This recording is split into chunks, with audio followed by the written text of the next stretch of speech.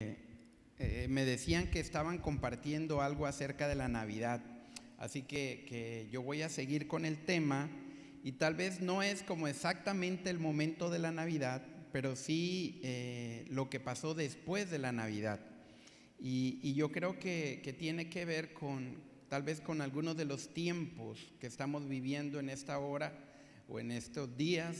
Y yo espero que esta palabra le pueda animar, dar el coraje, y yo creo que va muy en sentido de lo que decía Miguel en la palabra profética, de enfocarnos en lo que Dios quiere que nos enfoquemos. Amén. Entonces vamos a orar y pedirle al Espíritu Santo que Él nos bendiga en esta tarde. Dios, en el nombre de Jesús, bendice tu palabra, Señor, en esta tarde, en este día. Queremos pedirte, Señor, que tú vengas, Espíritu de Dios, a este lugar, que tú traigas entendimiento, sabiduría. Tú que inspiraste tu palabra, Señor, ayúdanos a entenderla, ayúdanos a comprenderla. Yo oro para que traigas una nueva revelación de la Navidad en nuestras vidas. Oro para que traigas una nueva revelación de las circunstancias de la Navidad. Oro, Señor, para que podamos entender a mayor profundidad, Señor, qué es y qué significa la Navidad para nosotros el día de hoy, y que todo lo que podamos aprender de eso lo apliquemos a nuestras vidas, Dios, en estos tiempos complicados, en estos tiempos difíciles, que podamos enfocarnos en lo que tú quieres, en el nombre de Jesús. Amén. Amén. Bueno, hermanos, faltan pocos días para la Navidad. Sin duda un año muy diferente, ¿verdad? Sin duda es un año, una Navidad diferente, y yo espero que este año 2020 les haya hecho o nos haya hecho reevaluar las cosas, ¿verdad? Reconsiderar las cosas y enfocarnos en lo más importante en esta vida. La Navidad, cuando hablamos de la Navidad estamos hablando de Jesús, porque Jesús inauguró la Navidad. Lo que usted y yo celebramos en la Navidad es gracias a que Jesús nació. Amén. Él inauguró la Navidad. Y quiero estar hablando, como les dije hace rato, lo que Mateo, el Evangelio de Mateo nos cuenta sobre lo que pasó poco después de la Navidad. Algunos días, meses, inclusive años despuesito de la Navidad. Cuando usted lee el capítulo 1 con detenimiento, usted se va a dar cuenta que Mateo empieza a hablar de la genealogía de Jesús. Y el resumen de todo el capítulo podría ser este: el evangelista nos quiere decir que Jesús es un rey legítimo. Amén. No se olvide de esto. Todo esto es lo que se resume del capítulo 1. Jesús es un rey legítimo, viene del linaje de David. Eso nos quiere decir el capítulo 1. Y el capítulo 1 también nos dice que como ese rey es legítimo, es digno de ser adorado. Amén. El rey es legítimo, y como es legítimo, entonces es digno de ser adorado. Y eso es algo que usted debe de entender. El capítulo 2 de Mateo, que es el que vamos a ver el día de hoy, nos dice cómo se cumplió eso que Mateo propone en el capítulo 1. Y este cumplimiento Mateo nos los narra a través de la historia de dos reyes: un rey que acaba de nacer y un rey viejo, un rey terrenal contra un rey celestial, un rey que tenía todo el poder contra uno que aparentemente no tenía ni dónde nacer. El contraste entre estos dos reyes es lo que nos narra el capítulo 2. Y esta historia tiene muchas enseñanzas que nosotros pudiéramos aprender. Así que no la vamos a leer toda por el tiempo, pero yo le invito a que usted medite y estudie y lea sobre Mateo capítulo 2, versículos del 1 hasta el 23. Amén. Así que eso queda de tarea, hermanos. Pero lo que sí vamos a hacer es que vamos a ver algunos versículos de esta historia.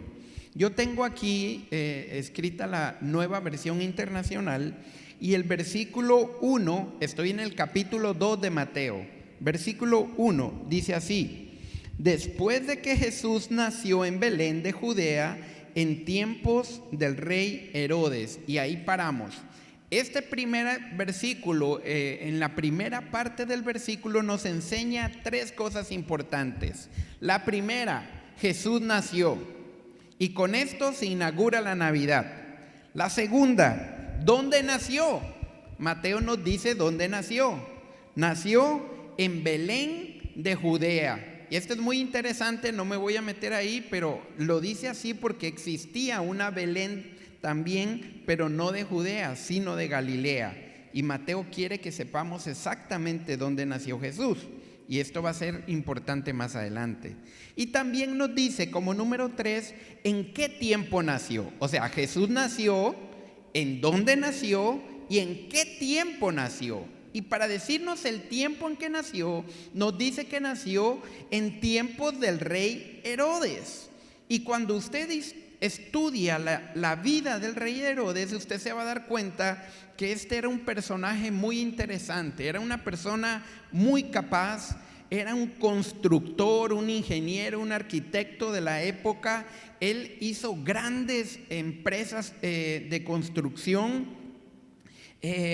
amaba el poder, llevaba muchos años en el poder. Cuando Jesús nace, Herodes llevaba más o menos 35 años en el poder. Así que usted se puede imaginar esto, ¿verdad? Como una dictadura, casi. Y lo que Herodes podía sentir después de haber estado tanto tiempo en el poder. Pero Herodes no era nada más esto, sino que también era muy conocido por ser una persona despiadada, cruel. De hecho, se cree que para que él pudiera llegar al poder, mató a 3 de sus hijos. O durante su reinado los mató para poder mantenerse en el poder. Entonces era una persona cruel. Gracias, Jenny. En ese sentido. Así que, hermanos, este es Herodes, y en ese tiempo nació Jesús. Versículo 1, parte B, y también el 2. Dice así: llegaron a Jerusalén unos sabios procedentes del oriente, dice, y preguntaron: ¿dónde está el rey? ¿Dónde está el que ha nacido, el rey de los judíos? Y vimos levantarse una estrella y hemos venido a adorarlo. En esta parte vemos que hay unos sabios, ¿verdad? Más conocidos como los magos. La Biblia no dice que fueron magos, o algunas versiones sí lo mencionan, pero tal vez la palabra más correcta para traducir esto es que eran sabios del oriente, y nos dicen de dónde venían. Del oriente era muy lejos, muy, muy lejos. Y ellos habían venido de ahí porque escucharon que había nacido un rey. Vieron una estrella y ellos fueron a buscar ese rey. Y también nos dice a qué vinieron. Vinieron a adorarlo. ¿Se acuerdan del capítulo 1? Rey legítimo, digno de ser adorado. Capítulo 2 nos va a contar la historia, cómo Dios va a cumplir eso. Entonces, estos magos llegan, no nos dice cuántos eran. La tradición, ustedes la conocen, pero la Biblia no nos dice cuántos. Y tampoco mucha gente piensa que llegaron el día que Jesús nació, y eso no fue así. Los sabios, los magos llegaron tiempo después, probablemente meses. De hecho, se cree que cuando los sabios del oriente llegaron a ver a Jesús, Jesús tenía más o menos entre 8 meses de nacido y 18 meses de nacido. Más o menos esa era la edad de Jesús en ese tiempo. Yo le pregunto algo: ¿por qué cree usted que estos sabios llegaron a Jerusalén? ¿Por qué no llegaron a otro lado? ¿A quién venían buscando? ¿A quién? Al Jesús, al rey que había nacido. Ellos entendían que había nacido un gran rey. Ellos entendían que Jesús no era cualquier rey. Ellos entendían que ese rey iba a cambiar la historia. Ellos entendían que ese rey era digno de ser adorado. Y si tuvieron que viajar lo que tenían que viajar, ellos se movieron para adorar al rey. ¿Y llegaron a dónde? donde debe de nacer un rey de esta categoría, a la capital, a Jerusalén. Y cuando llegan a Jerusalén, ellos esperan ver al rey ahí, en la capital. Y el que está en lugar de Jesús es un viejo rey que ha estado en el poder mucho tiempo, que ha matado para llegar a ese lugar y que no está dispuesto a cederlo tan fácilmente.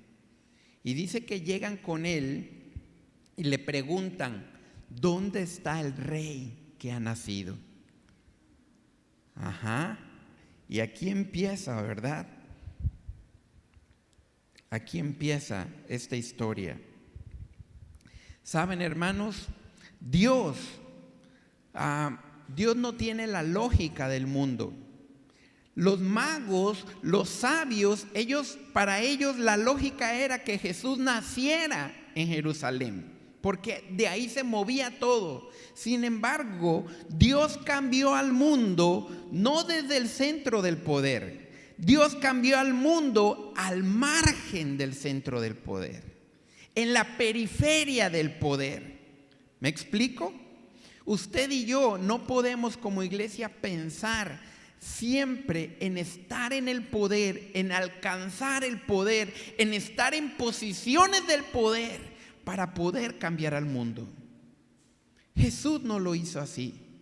Jesús cambió el mundo desde la periferia del poder.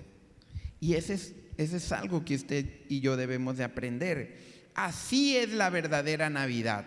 Usted quiere aprender de la Navidad. La verdadera Navidad es esa salvación que llega no cuando tenemos todo el control.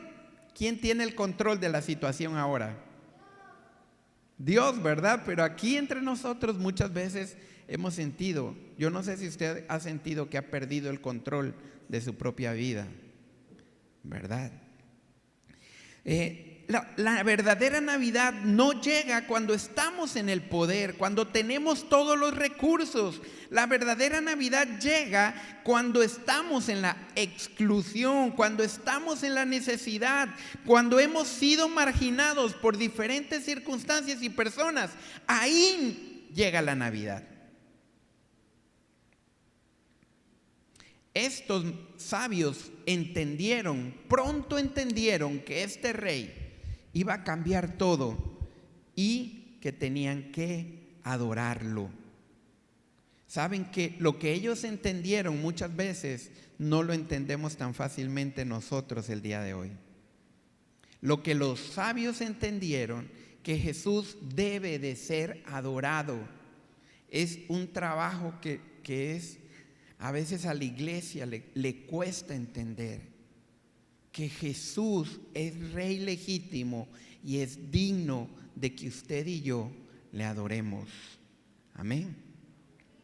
Versículo 3 dice: cuando lo oyó el rey Herodes, dice la Biblia que se turbó. Ojo, ¿qué le pasó al rey?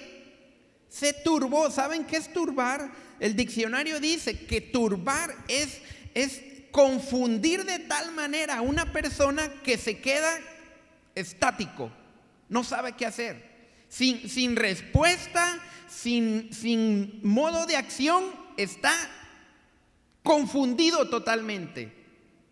Y dice que Herodes, cuando nace el nuevo rey Jesús, Herodes quedó así aturdido, porque había nacido una amenaza.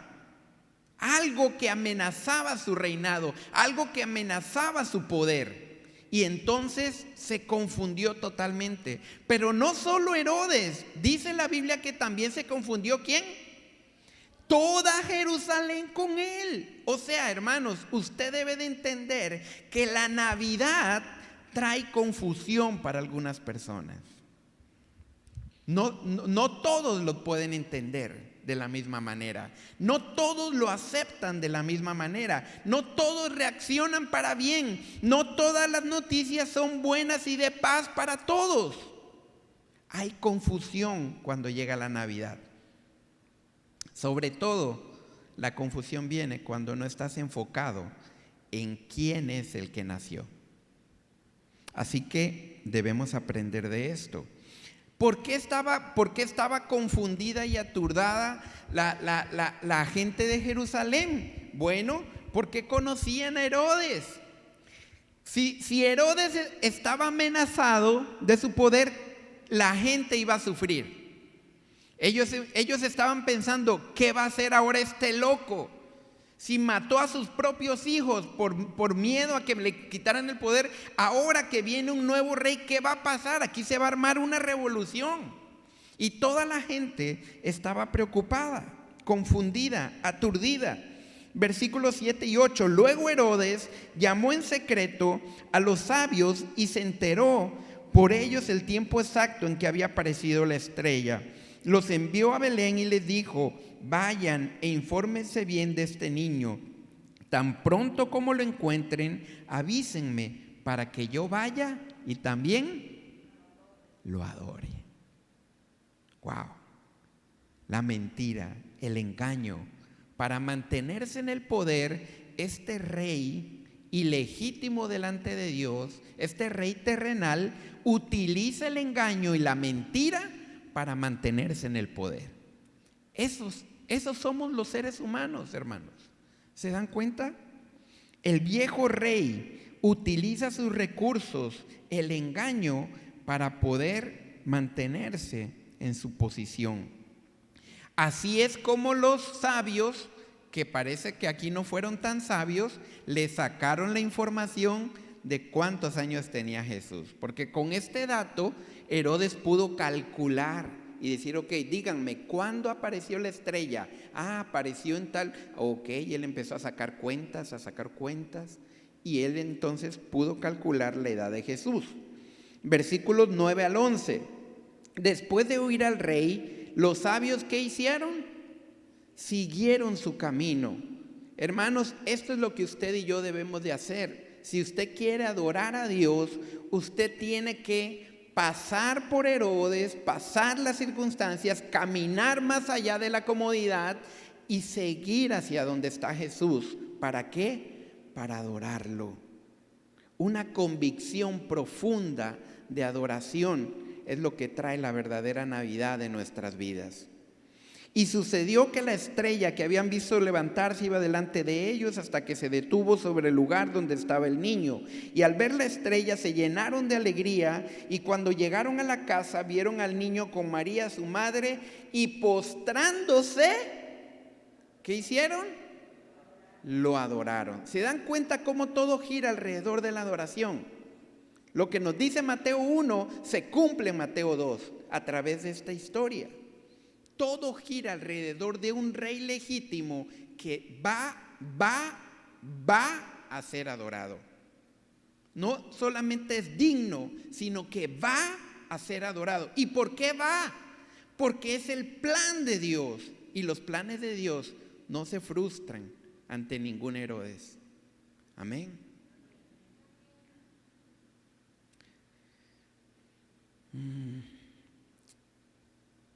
El nuevo y legítimo rey, hermanos, es digno de adoración a pesar de las circunstancias. Por eso los sabios llegaron y le adoraron. Hermanos, ¿saben? En el plan de Dios, en su soberanía, Él tiene un plan. Puede ser que las circunstancias no parezcan que Dios tiene el control de ese plan. ¿Cuántos se han sentido así alguna vez en sus vidas?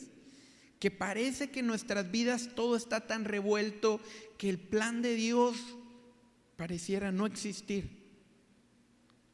Sin embargo, Dios tiene un plan y Él va a cuidar que su plan se cumpla. Él protege su plan. Él está comprometido con su propio plan.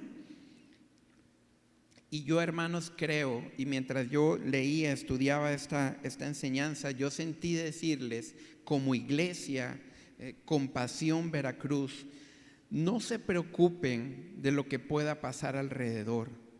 Dios desde el principio tuvo un plan para esta iglesia y es el plan de Él. Él lo va a cumplir. Él protege su plan. Él protege lo que viene de Él. Y no importa los Herodes que se levanten y no importa las circunstancias que enfrenten, Dios protege su plan. Amén. Así que quédense con esa palabra, espero que sea de bendición para ustedes. Más adelante lo que quiero cerrar esta enseñanza es cuál es el lugar más seguro en medio de tantos conflictos. Versículo 13, cuando ya se habían ido, un ángel del Señor se le apareció en sueños a José y dijo: levántate, toma al niño, a su madre y huye a Egipto, quédate ahí hasta que yo te avise, porque Herodes va a buscar al niño para matarlo. Y aquí vemos una vez más, hermanos, cómo Dios protege su propio plan. Había todo un plan para matar a Jesús, un plan terrenal del rey viejo, del rey que viene en el poder, contra el rey que está en un pesebre o que siendo un niño parece vulnerable, que no tiene nada, que nadie lo sigue todavía, que no ha hecho ningún milagro, está solamente con sus padres. Pareciera tener todas las de perder. ¿Cómo un rey así puede enfrentar a otro que tiene 40 años en el poder? Sin embargo, Dios protege su plan. Y en medio de estas circunstancias difíciles, Dios revela, da entendimiento espiritual, y a través del entendimiento espiritual, José puede recibir eso que necesita. Y Dios le dice: huye para Egipto. ¿A dónde? ¿A dónde? A Egipto. Qué irónico es Dios. Si usted fuera un judío de cepa, usted conocería toda la historia de los patriarcas, y entre ellos el más importante, el de Moisés. ¿Y cómo fue la historia de Moisés? ¿Se acuerdan? ¿Qué hacía Egipto con los niños? ¡Los mataban! Todo judío conocía esa historia. Y ahora Dios le dice a José: llévate a Egipto al niño, porque aquí lo quieren matar. Y aquí mucha tela que cortar, podría quedarme aquí mucho rato, porque Dios muchas veces de forma aparentemente irónica nos mueve de lugar, mueve las circunstancias, mueve nuestras cosas en la vida, y a veces sentimos que nos está llevando a lugares donde más bien estamos en más peligro. Sin embargo, Dios te está protegiendo, porque Él protege su plan. Amén. Y usted tiene que entender eso, y eso es discernimiento espiritual, porque dice que a través de sueños, a través de ángeles, eso no es otra cosa más que sentidos espirituales bien abiertos, él recibió la revelación y pudo hacer lo que Dios le había dicho. Aquí, hermanos, ya la Navidad había pasado, ya Jesús había nacido. Sin embargo, los problemas no se acababan. Las circunstancias estaban todavía muy adversas, al punto de que tuvieron que huir a otro país. Yo en este momento estoy viviendo en otro país. Bueno, ahora ya me dieron la residencia, gracias a Dios, pero Jesús tuvo que irse a Egipto, y fue ahí un extranjero en esa tierra, y ellos vivieron como extranjeros en una tierra que no les pertenecía, que no eran de ellos. Así que la situación era fácil o era difícil para Jesús y su familia. Seguramente complicada. Versículo 14 y 15 dice: así que se levantó, está hablando de José, y cuando todavía era de noche, ponga atención en esto que dice la palabra, todavía era ¿de qué? De noche. Gracias, así quiero a la gente.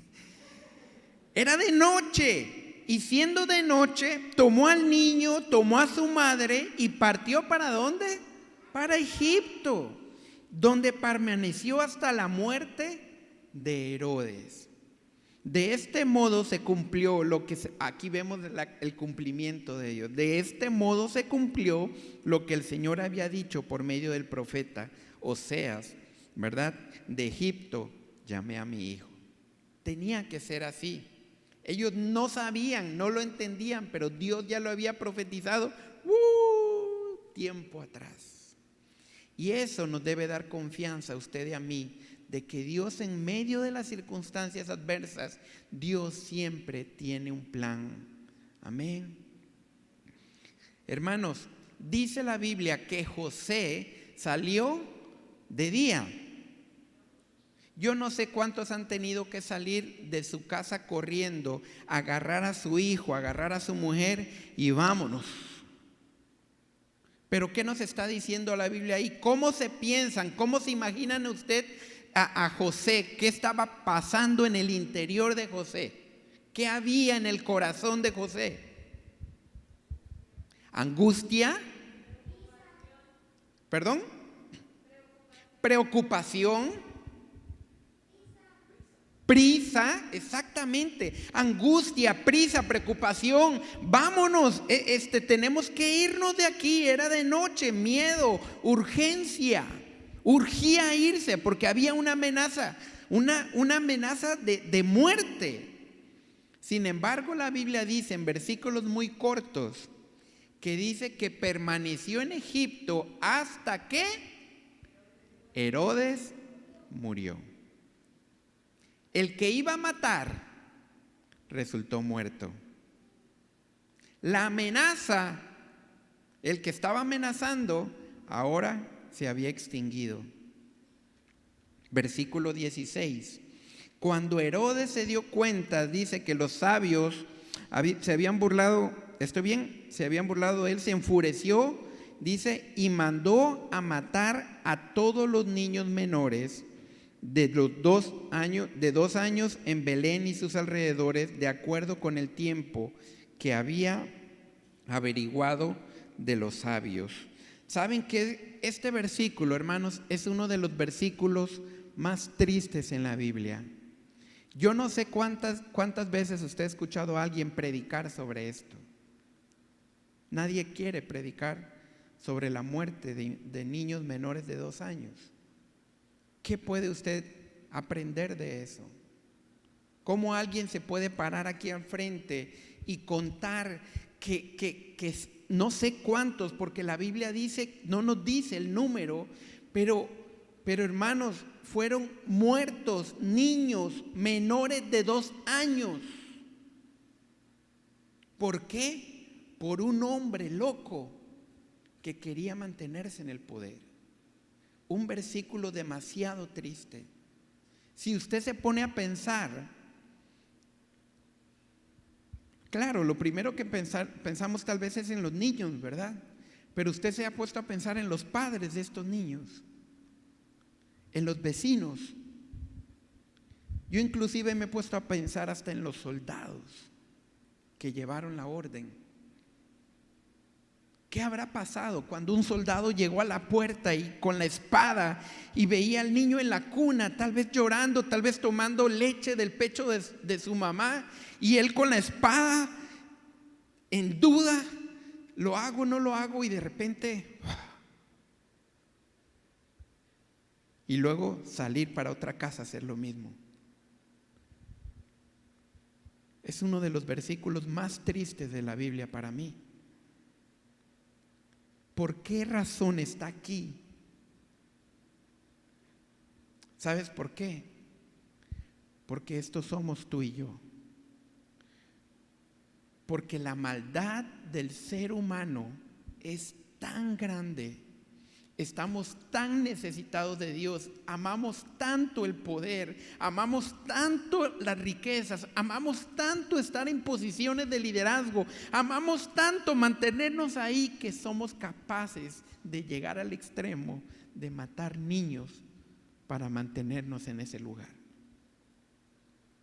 Y es por eso que necesitamos una Navidad. La Biblia dice que Jesús vino a salvar lo que se había perdido. No podemos entender la Navidad sin este versículo. Es el contraste.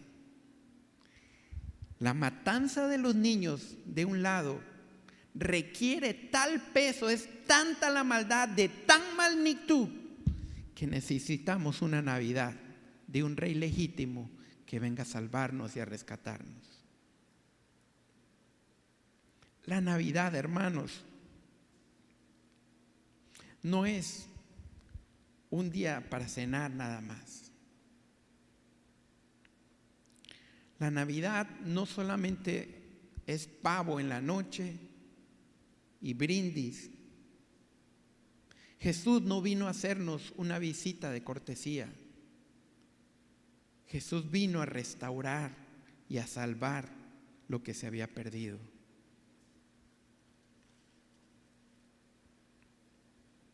Voy a terminar aquí.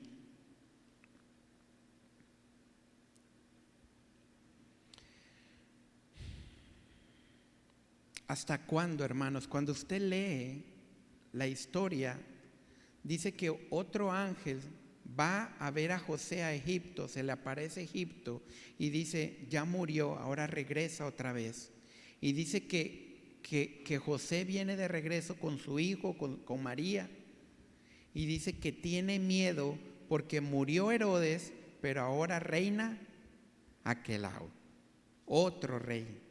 Y dice que tiene miedo de llegar ahí porque otro rey. Y es que, hermanos, así pasa. Cuando muere un rey malo, ¿qué surge? Otro rey malo. Y es por eso que necesitamos la Navidad. Concluyo, hermanos, la Navidad, si usted quiere vivir correctamente la Navidad, usted tiene que entender que la Navidad tiene que ver con que un rey legítimo nació y que ese rey es digno de ser adorado.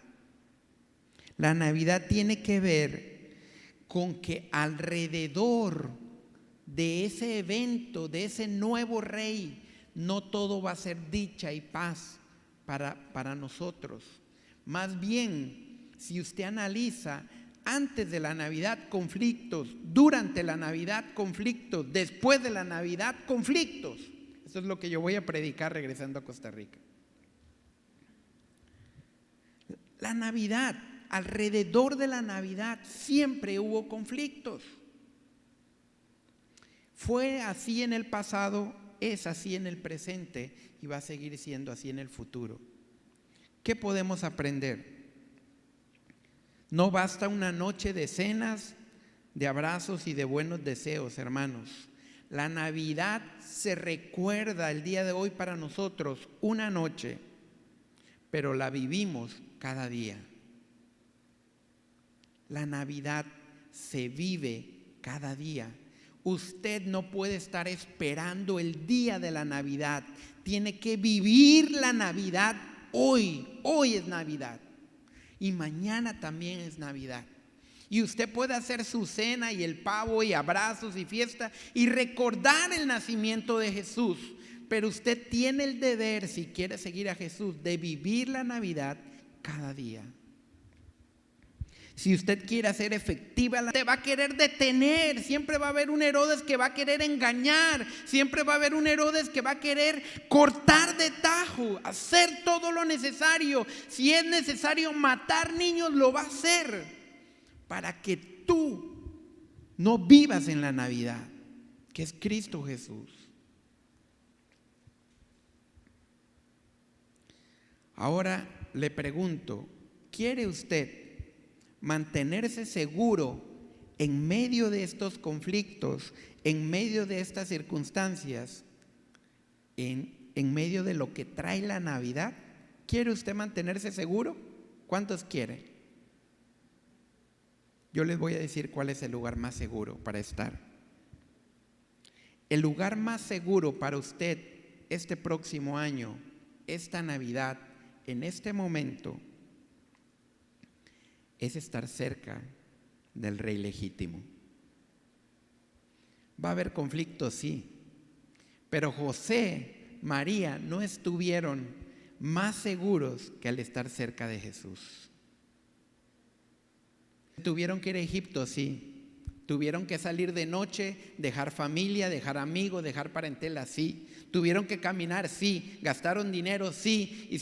Los querían matar, sí. Pero siempre estuvieron en el lugar más seguro, con el Rey cerca de ellos. No se confunda, en esta Navidad el enfoque no es la fiesta, el enfoque no es la cena, el enfoque no es volvernos a ver como familia y desearnos lo mejor para el próximo año. El enfoque de la Navidad se llama el Rey Jesús, que es un Rey legítimo, digno de ser adorado. Y Él va a ser adorado porque ese es el plan de Dios que se va a cumplir. Si usted desea ese lugar, usted tiene que caminar como los sabios hacia donde Jesús está.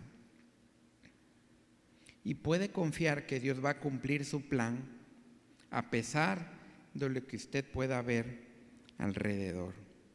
Amén. Señor, en el nombre de Jesús, queremos pedirte, Señor, que nos ayudes a afrontar estos días que vienen. Seguramente esta Navidad es una Navidad complicada para muchos. Algunos de los que están aquí perdieron algún familiar. Algunos de los que están aquí, Señor, han pasado conflictos, adversidades. Es una Navidad totalmente atípica para muchos. Pero Dios, en el nombre de Jesús, yo quiero pedirte, Señor, que tú nos vuelvas a enfocar en ti. Que nuestra mirada esté cerca del Rey. Que pareciera que ese Rey no tiene el control, que pareciera que ese Rey pudiera no estar haciendo nada. Muchas veces, sin embargo, ese Rey fue capaz de cambiar al mundo desde la periferia del poder. Señor Jesús, sé Rey en nuestros corazones. Gobierna en nuestros corazones como el Rey que eres, como lo que tú te mereces, que recibas adoración. Espíritu Santo, ven en el nombre de Jesús. Y yo quiero invitarte, si tú has estado caminando lejos de Dios, si tú has estado caminando lejos de Dios, si estás enfocado en otras cosas que no es el Rey Jesús, si tal vez estás luchando en mantenerte en lugares donde no deberías de mantenerte, yo quiero decirte, hoy es un día de Navidad para ti. Y la Navidad inicia cuando tú le abres tu corazón al Rey y decides comprometerte a vivir una vida de adoración para Él. ¿Quieres estar en este lugar seguro a pesar de saber que va a haber conflictos alrededor? Si es así, yo te voy a pedir que alces tu mano ahí en tu lugar. Solamente quiero orar por ti. ¿Habrá alguien? Dios te bendiga, Dios te bendiga, Dios te bendiga, Dios te bendiga. Veo tu mano, Dios te bendiga, Dios te bendiga. Veo atrás tu mano también levantada. Espíritu Santo, ven en el nombre de Jesús, Señor, y trae ese ánimo, trae un nuevo coraje, Señor, en cada mano levantada. Y aún aquellos que no han levantado sus manos, Dios, pero que tú estás hablando a sus vidas. Espíritu Santo, en el nombre de Jesús, nace una vez más, que la Navidad llegue a sus vidas, que un deseo de adoración, un deseo profundo de encontrarse con ese Rey, de caminar hacia ese Rey, de llegar a postrarnos ante el Rey, un deseo profundo que venga de ti, Señor, se instale en cada corazón. Oro en el nombre de Jesús por cada familia aquí representada. Oro en el nombre de Jesús, desde el más chico hasta el más grande. Oro en el nombre de Jesús e imparto un coraje que viene de Dios en el nombre de Jesús en la vida de cada uno de ellos, para que que ninguno de aquí se pierda, para que ninguno de aquí sea engañado, Señor, con otras cosas. Vuelve el enfoque, vuelve la mirada a ti en el nombre de Jesús. Señor, Padre, que este tiempo sea un tiempo donde aprendamos que los conflictos van a estar, que los conflictos van a existir, que las adversidades nos van a rodear, pero que el lugar seguro eres tú, Jesús. Eres tú, Rey legítimo, Rey digno de adoración, Rey digno que viene respaldado por el poder y la gracia de Dios. Señor, ahí es donde queremos estar. Que cada uno de ellos pueda tener un encuentro real y verdadero contigo, que eres la Navidad. Sana, bendice, levanta, fortalece, establece esta iglesia en el nombre de Jesús. Y yo oro en contra de todo Herodes espiritual que se ha levantado en este lugar. Y no más, a partir de hoy, en el nombre de Jesús, se derriba toda obra del enemigo en este lugar. Se derriba todo Herodes que se ha levantado en contra de los jóvenes, en contra de los matrimonios, en contra de las familias, en el nombre de Jesús. En el nombre de Jesús. Y nosotros caminamos hacia ti. Y si tenemos que caminar desde el oriente, lo haremos. Y si tenemos que ir hacia Egipto, lo haremos. Y si tenemos que correr de noche, lo haremos, Señor, porque estar cerca de ti, estar dentro de tus planes, cumplir tu propósito en nuestras vidas, es lo que queremos como personas y como iglesia. En el nombre de Jesús, en el nombre de Jesús, bendice, Dios, a tu pueblo. Bendice a tu pueblo, en el nombre de Jesús. Gracias, Señor, porque en medio de tanta maldad, en medio de tantos conflictos, en medio de lo que nos rodea, en medio de las aflicciones y las tristezas y el cansancio, en medio de todo, Señor, avanzamos hacia ti. Y ahí es donde queremos estar, en el nombre de Jesús. Amén y amén.